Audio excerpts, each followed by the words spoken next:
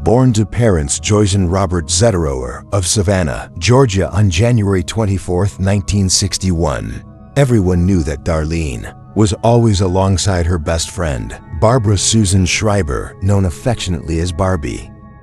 Being less than 2 months apart in age, with Barbie having been born on March 21, 1961. To join Carl Schreiber, the girls were inseparable and were often discussed as a pair.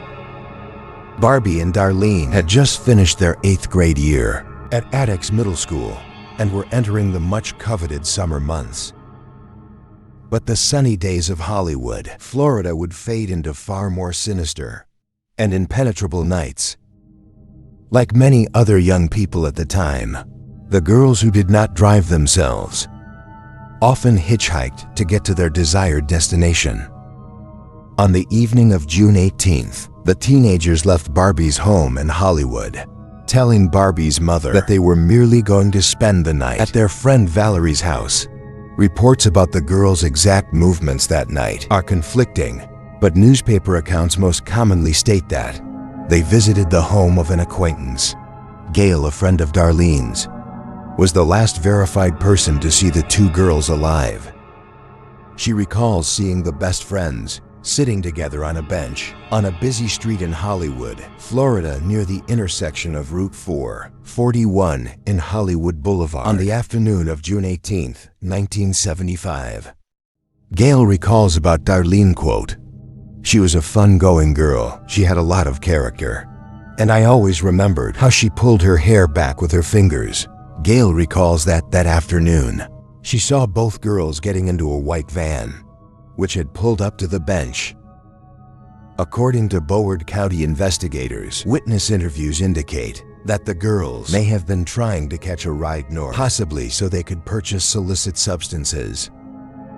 Gail remembers she chose not to go with the girls, as she had a strict father, who she says made her go straight home and would not have approved her entering an unknown vehicle. Such parental awareness would go on to save Gail's life. The next morning on June 19th, the family, out on a fishing trip, found the bodies of both girls. They were laying side by side along the canal, parallel to Highway 27, approximately 4 miles north of Andytown, an outpost for truckers which no longer exists. Both victims had been shot once with a large caliber bullet, likely a .45. Due to the copious amount of blood at the scene, investigators surmised both girls were killed. Where their bodies were left, they were found fully clothed, and there are conflicting reports as to whether they were assaulted, with one media report indicating that one of the girls may have been found wearing her underwear backwards. After reports of the girls' bodies being found, the last person to see them alive, Gail told the media, quote, "I was scared for them because I didn't know what was going on, and thank God that I didn't follow up to go with them." When detectives called Valerie, the host of the supposed sleepover, they learned that the teens had never actually made plans to spend the night, and that they'd often used that excuse when they wanted to go somewhere. Without their parents' knowledge, the age and innocence of the victims drew much community and media support. But without modern technology, investigators found that catching the elusive killer or killers was impossible. The case would torment Broward County Sheriff Detective Andrew Giannino for decades. Over the years, dozens of Broward Sheriff's Office detectives, deputies, crime scene investigators, and crime lab sleuths dedicated their time and resources to find the killer or killers responsible. With the aid of newly available technology, the Cold Case Unit tested Darlene's clothing and were able to develop a full DNA profile of the suspect after almost half a century of frustration. But with newly armed DNA profiles, investigators conducted mass database searches, and finally a match turned up. The Cold Case Unit was finally able to definitively link the man named Robert Clark Keebler as the main suspect in the case, as documented through his left biological artifacts. Keebler's history included that of armed robbery, assault and aggravated assault, from California to South Florida. Authorities confirmed that Keebler had since died in South Florida, but they're still trying to bring answers to victims, families, and some detectives believe at least one other person was also involved in the murders. Detective Giannino, closer to retirement than ever before, is still in need of tips and other information to determine the connection between Keebler and his victims. Detectives are trying to piece together a timeline to further explain how the universes of Keebler and the two teenage girls may have intersected. Detective Giannino says, "It's difficult to reconstruct a past that's almost half a century old." Police ask that anybody who remembers Darlene or Barbara or anything about them or what occurred in June of 1975, be it associations or friendships, call the tip line, as a seemingly innocuous fact may mean nothing to one, but could prove to be a missing link in what may lead to the unearthing of a serial killer. Well, police say that they are relieved to close the case. They're now eyeing a potential serial killer in similar South Florida slangs. A series of unsolved murders in Broward and Miami-Dade, which became known as the Flat Tire Murders, may also be connected to Keebler, so investigators are looking back at other murders that took place in the area to see if there's any DNA evidence which ties into the crimes. Barbara and Darlene never got the opportunity to grow up and fully experience their lives. Their families and those who knew them continued to grieve their untimely deaths.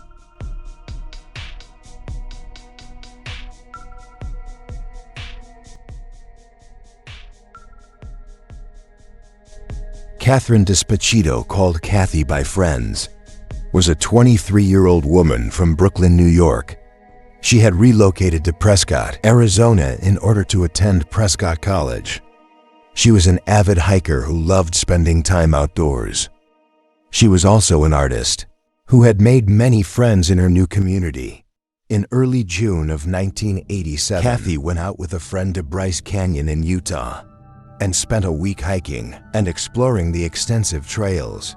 On June 12th, Kathy met with a few friends at Murphy's restaurant and told them she was planning on going for a hike the following day at Thumb Butte Trail, just outside of Prescott. On the morning of June 13th, Kathy rose early and pedaled her mountain bike to the starting point of Thumb Butte Trail. Leading her bicycle at the trailhead, she began her steep hike, intending to follow the well-known 2.5-mile circular path, which led her through the pine forests and up to glorious views of the surrounding mountains. At the time of day she was out, few people were present at the trail. Soon after Kathy left her bike at the trailhead, a group of hikers heard screams from a woman echoing through the wilderness. The hikers rushed towards the scream. However, it was reported that the trail itself was quite challenging, and it took some time for the hikers to reach the exact location from where the screams had emanated. Upon their arrival, they found Kathy laying in a pool of blood. Authorities were immediately notified. An autopsy revealed that Kathy was hit in the head with the rock and a wrench. She was also shot in the eye with a .22 caliber gun and later stabbed in the head. Her murder stunned Prescott, a seemingly safe city known for its outdoor attractions. The Thumb Butte Trail, a highly frequented hiking spot in the region, rarely witnessed any criminal activity. For more than 30 years, Kathy's case has remained an open investigation, with occasional leads emerging over time. Among such leads was the search for a small caliber firearm, believed to be linked to the murder, with authorities having information that it was possibly discarded somewhere between the Thumb Butte Trail location and the Castle Canyon area of Prescott Valley. The motive behind such aggressive crime has never been publicly disclosed. A reward of $10,000 was offered for any information which could lead to an arrest, yet no clues which proved to be the break in the case were ever found. The investigation would eventually grow cold. In 2017, advancements and DNA testing revealed a connection between Kathy's murder and a separate assault which occurred on the Thumb Butte Trail in April of 1990. Both were perpetrated by the same assailant. In April of 1990, a woman had been camping with her boyfriend when she went for a hike on the Thumb Butte Trail. A few minutes later, a man hit her on the head with a rock and sexually assaulted her. After the attack, he ran off into the woods. Authorities preserved the DNA evidence found at the crime scene in hopes that they could conduct future testing. In 2020, the DNA found at the second victim's crime scene was sent for DNA testing. DNA markers from that case led the detectives to two brothers, both of whom had lived in Prescott at the time of the attacks. Subsequently, detectives learned that one of the brothers, Brian Scott Bennett, had connections to additional sexual assault cases. By 2022, authorities had gathered enough evidence to secure a warrant for the exhumation of Brian Scott Bennett's remains. He was buried in a cemetery in Kentucky. In March of 2023, DNA analysis conclusively linked Bennett to the 1990 sexual assault case on Thumb Butte Trail. Further investigation revealed that, following the assault in 1990, Bennett had other encounters with the law, which were related to two separate sexual assault incidents. The first was in 1990, just 2 months after the Thumb Butte Trail assault, when Bennett locked a girl in a room at a Chino Valley house party and attempted to sexually assault her. He was arrested, but subsequently released due to insufficient evidence.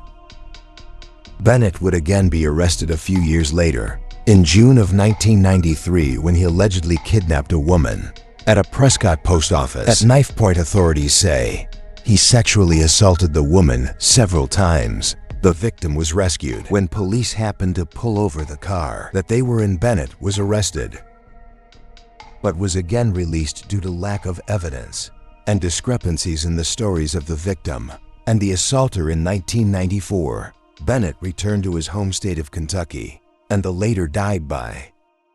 Once Bennett was identified as the person responsible for the 1990 sexual assault, police submitted the DNA samples found on the ratchet, which was used to hit Kathy, in order to compare it with Bennett's DNA. Due to multiple individuals handling the weapon over the years, a definitive match, which was based solely on DNA evidence alone, was unobtainable. However, advanced scientific analysis indicated that the majority of the DNAs in the ratchet belonged first to Kathy and secondly to Bennett, giving detectives the quote, highest degree of likelihood that Bennett was the killer. At the time of Kathy's death, her killer was 16 years old. He was a junior at Prescott High School and had moved from Calvin, Kentucky. Bennett withdrew from Prescott High School in 1980 and enlisted briefly in the Army before deserting in 1989. He was convicted of forgery charges in 1991 and received 3 years of probation. Investigators are now trying to find out if Bennett was responsible for other attacks. In an interview, the investigating officer said, quote, what we know of serious violent predators like this is that it is very unlikely, given the frequency in which he was willing to act, that these are the only 4 cases that exist.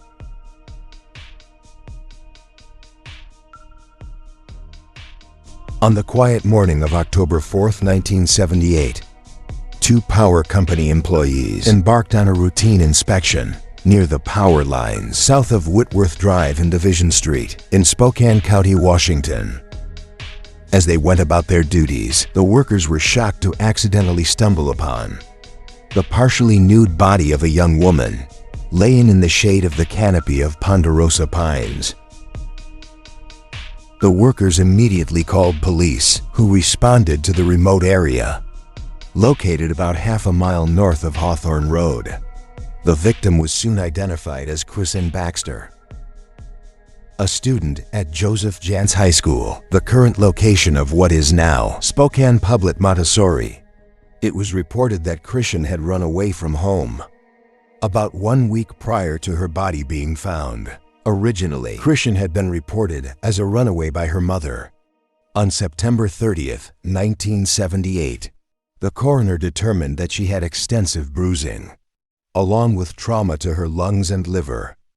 He stated that she had been severely beaten and sexually assaulted. She ultimately died from strangulation.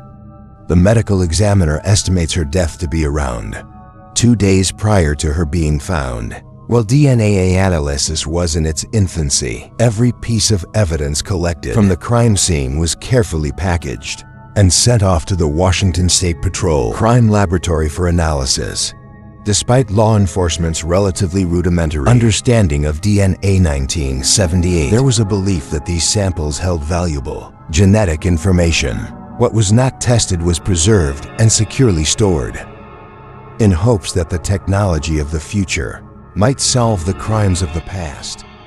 A few days after KKISANN's body was found, a local attorney came forward with information for the police. He said that while going to his job, he saw a couple standing beside a black four-wheel drive pickup which was parked in the vicinity where KKISANN's remains were located. This caught his attention, as it was atypical for people to be in that area during such a time of day. While police took down this report, little immediately came of such new information, and for a while the investigation stalled. Detectives interviewed anyone they could connect to the young woman, and while KKISANN had a moderately large circle of friends, and of them appeared to have information about her specific whereabouts prior to her murder. Additionally, her boyfriend was in jail at the time she was killed, as that she was ruled out. Police followed many leads, even getting a warrant for serial killer Henry Lee Lucas in 1984, after he claimed responsibility for KKISANN's murder. However, his confession was later thrown into doubt, as he was known to not only be a serial killer, but also a serial confessor, and had falsely confessed to approximately 600 other murders. With no leads and no suspects in the case, it would eventually grow cold. Nearly 3 decades later, in August of 2006, with advancements in DNA testing, major crimes detectives revisited the case, sending the samples back to their lab. This time, the results revealed DNA from an unidentified male. The genetic profile was entered into the combined DNA indexing system, also known as CATHY, but it yielded no matches. Even when the biological profile created was rerun through the improved system in 2014, the existing data elicited no matches and codes, which had scoured the nation's now copious amounts of DNA entries for any connection. Undeterred in 2020, detectives sought the assistance of scientists from Author Labs, an organization in Texas that's helped solve countless cold cases. Scientists were able to successfully extract DNA from the suspect's profile, and that genetic material was then used for genealogical samples made to trace the suspect's ancestry. Remarkably, author genealogists identified a direct descendant of the elusive suspect. But sadly, this individual had already passed away. Nevertheless, detectives persisted, reaching out to surviving family members who willingly provided their DNA samples for further analysis. The DNA samples that were provided were evaluated, but scientists found that they were inconsistent with the unknown suspect's DNA profile, but that they were consistent with the sibling. Soon a man named Keith de Lindblom emerged as a person of interest. Lindblom had a troubling history, connected to a 1975 violent assault, and the above a 16-year-old female victim near the location where KKISANN Baxter's body was found. He had pled guilty to assault in August of 1975. In exchange for prosecutors dropping the charge, he maintained his innocence, stating that he only pleaded guilty to avoid a trial.